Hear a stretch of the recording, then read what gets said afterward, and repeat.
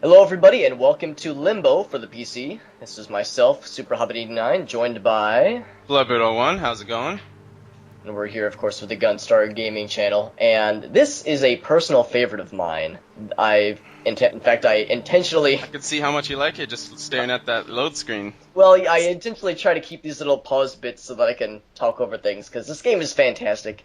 It's an independently developed, I guess you would call it a puzzle platformer. And we're more or less just kind of thrown right to the beginning. There's no exposition given to us. It's just, okay, here you are. You're waking up in a forest and get to it.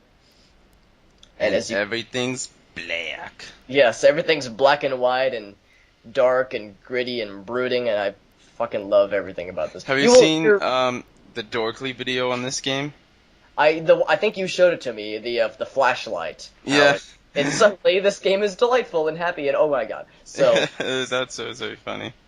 So at this point, yes, you wake up in this forest, and right from the get-go, whenever you start a game like this, it's always go right. But I always like to go left first, and sure enough, there was a little egg thing, which, although I've gotten all the achievements in this, well, most of the achievements in this game, normally when you step on an egg, you unlock an achievement, so you would see a little message. You'll just have to take my word for it. Achievement hunters.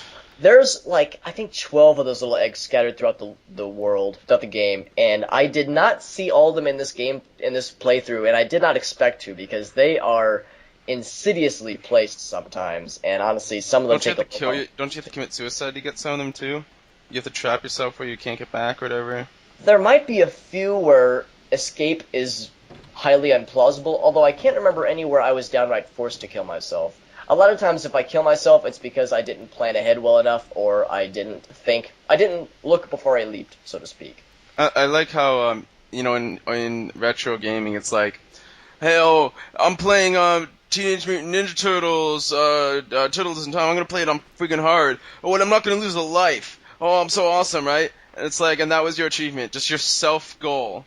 And now it's like, oh, you couldn't beat TMNT reshelled on hard without losing a life? Dude, I got the achievement for that! And then now I have, like, physical proof. And it's like, but now it's not like, it's like, you can't just set goals for yourself, they're already there to, like, entice you and even mock you.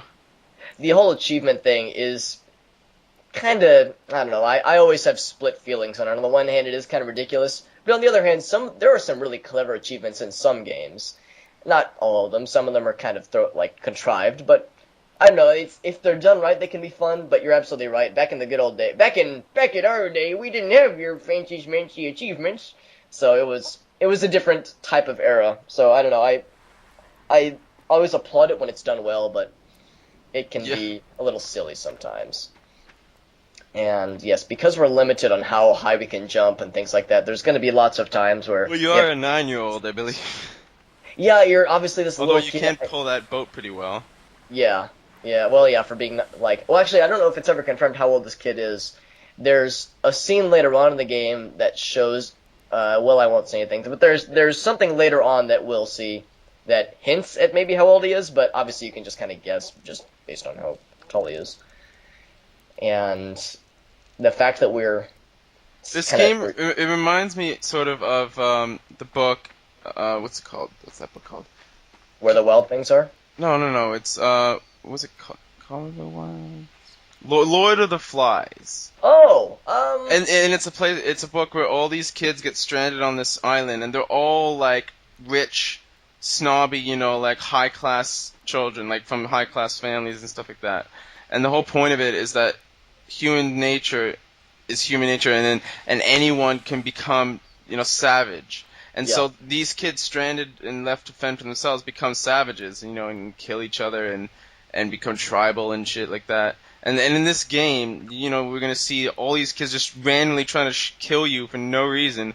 And because of the locale, it just reminds me of Lord of the Flies, where it's just like everyone's just a savage. That book is an interesting kind of study into, like, how human nature behaves and all that other stuff. And you're right that we do see some NPCs later on that are not so friendly towards us, although I can't honestly tell if they're supposed to be kids or not, because we're given so little information. I'm sorry, little people. And you don't get to really see their faces. We'll see later on, obviously, but it's interesting, needless to say. You also, just a quick side note, you might have noticed every once in a blue moon you'll see like little blobs of the video. Yeah, like right there. I can't really explain it. I've never seen it with any other games with my recording software. I think it's because this game does some really crazy stuff with shaders in the backgrounds and some real pixel shaders and stuff like that. It's not graphically intensive, but there's some weird stuff going on. And I think because of that, my video recording thing gets a little bit tripped up every once in a while. It's mostly bad in this first video. It gets a lot better in later videos where it happens much less frequency. Well, then that's good. Also, I recorded this whole thing in one sitting, so because it's such a large video file at the source, that might also have to do with it. But because the game... Oh, I'm very wary of recording games. The very, very, very, very long playthrough of a game, which I'm not going to mention just yet, that I'm recording for this channel. I recorded like 3 hours and like 4 different levels in one sitting. My computer shut off. It crashed. And I lost all of that. And so now I only record an hour at a time. Yeah. And then I save it. Because it's not worth it. Yeah, luckily this game is much shorter than that. I think this only took me about an hour and a half, so it wasn't that big of a deal to record in one sitting. And because it's all continuous, there are chapters, but it's never shown explicitly to you. I figured I would try and make it as immersive as possible. But you're absolutely right. You're kind of playing with fire when you're recording for hours at a time without any sort of break in between to save the video footage or something. Mm-hmm. Some video recording programs do have the ability to, like, if the computer crashes, to have some sort of failsafe after the fact, but most of them do not, so you're kind of on your own. Hypercamps do not. Yeah, I figured. Actually, just as I made that jump, I realized that there's a rope. You can barely see in the background there. It's hidden by that branch in the foreground. There we are. And there's an egg up top. So I believe that's the second one that you would be able to grab normally, but like I said, I did not pretend to make the assumption that I would be able to get all the eggs in this one playthrough. Some of them, you don't need a walkthrough to get to, but man, they're tough. It's a good way to satisfy those that are always in it for like the super tough puzzles. Also, I mean, I tend to find when you're trying to do stuff like this, even when you played the game before, unless you have it memorized, you're just gonna get too distracted and forgetful to remember all the things and where everything is and all of that. And I mean, I tried to do everything in Portal. I'm sure there was something I left out. Yeah, I mean, you can only do so many practice runs before, I mean, you're either burnt out or you just run out of storage in your brain. And also, if you, like, in the case of games like this, if you play too much of it, then you're kind of on autopilot, and that takes part of the experience out of it anyway, so it's a balance you gotta keep. And we're getting towards, I actually don't know how much further it is, but we've got a part coming up that is one of my favorite things in existence. It is coming up pretty soon, actually, because I remember seeing this, that bear trap thing, or I guess that's what that's supposed to be. It's actually a dead man's teeth sewn together onto a platform. Well, given how terrifying this game is, well, not terrifying, but menacing some of this game can be, I wouldn't put it past the developers. And also we see what look to be gigantic spider legs, which is pretty much... And those are actually just a guy with really, really long fingernails. That would explain a lot, actually. But yeah, this right here is pretty much sums up, like, 6 of my 97 nightmares all rolled up into one. But we saw that when the spider hit the ground there, it actually shook the earth, which helped jangle that spiky thing a little bit further. Yes. Good old make the boss kill himself. Oh, there it is. Cool, it fell down. So yes, it works in our favor. I don't know what that bear trap thing was doing in the tree to begin with, but I've learned to not question these things. So I think the mission for this one is pretty clear. And big old spider gonna get a little something of this. You wanna try this? I got a present for you. What you thinking to do there? Leg just kind of follows you. Shazam! Oh, look at you, so stupid. Why are you so stupid? Okay. You want to do it again? You want to hit me? Oh, look, you're stupid. He's so dumb. But I'm dumb now. Oh, no. That's the first of many deaths that I will suffer in this playthrough. Luckily, I did edit out a lot of the extra stuff that turned out to waste time, so I keep the deaths to a minimum beyond the funny stuff. I thought that was actually pretty. Total death count is around 3,826, though, he told me. Well, my first playthrough, yes. This one, not quite as bad. First playthrough was embarrassing at times. There's actually an achievement in this game to play through the whole game in one sitting and die no more than 5 times. Oh, I thought I edited that one out. Oh well. I guess I wanted to keep another one of those in because it's so fucking brutal. I mean, he just shish kebabs us. I mean, Christ almighty. Gigantic spider. Shouldn't mess with the big spider. The itsy bitsy spider. I always like to think of games like these, and imagine like in real life, you have to do like, or things like Resident Evil, where you have to do and survive through like 80 separate encounters and events that each one would normally kill a person if they make one mistake. And the idea behind the story of the game is you have made 0 mistakes and therefore have survived everything. But it's like, what about in real life? If this is happening to you, how many of these like encounters would you really survive before finally you were done in? There's no way a person would be like, like in Resident Evil 2, there's no way a person would survive every single encounter, and make it through okay. It's slightly unrealistic.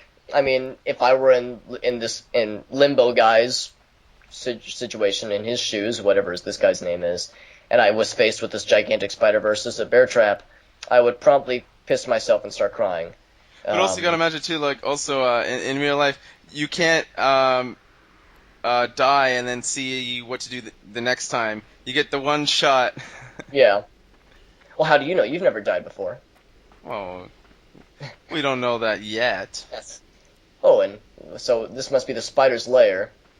But as we keep walking, our movement is slowed to the point where shit. You can't fart? Can't move. Can't. Shit. Oh god.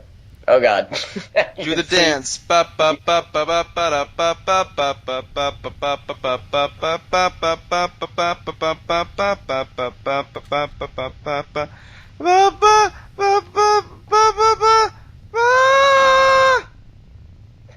you have fun? Yeah. Okay. Okay, good. But yeah, you can see like there's moving things in the back and other creatures that he's caught and hung in his web. For whatever reason, he doesn't seem too terribly pissed off at us, though he chopped off 3 of his legs. He's just gonna keep us there. He's gonna eat us because for it. Yeah, well, eventually, but he doesn't seem to be in any particular hurry at the moment. Luckily, we can wriggle ourselves through. Oh, but in the demo of this game, I think just before you get captured is when the demo ends, so it ends on a nice little cliffhanger. So now we're on little bunny hop mode. And what would have happened if he didn't land on his feet? Was that the end of the game? Well, it lands that way automatically, but yeah, I imagine if that wasn't the case, then you would probably crack his head open and game over. So this game ends on a happy note. Good thing you're really a cat in disguise. Cat person? I could see it. Well, we do never see Limbo Guy's face, so we just see the eyes. The always glowing eyes. And wait. Oh, there we go. Cool. Whee. That jump is a lot more difficult than it looks, because if you don't coordinate yourself just right, you will fall right into it like a little bastard. Luckily, look at this hairy hill. Yeah, lots of grass and foliage that looks questionable, especially the stuff in the background. Nothing bad can happen by pushing this. Oh god. Oh crap, oh god. Yeah, I fell for that one a couple times in my first one. I remember that all too well. But yeah, one thing I always enjoy about this game is how the background looks. It's so blurry and dark and brooding, but because everything is so large in comparison, it feels like... This game feels like a nightmare that I would have had as a child, where everything is gigantic in comparison and everything is blurry and questionable and dark. I don't know. That atmosphere is always so striking to me, and this game does it so well. Oh, here comes the big guy again. Yeah. Basically, where's my dinner? These videos will be a series of me talking about how awesome this game is. So if you're sick of it now, it's going to get worse.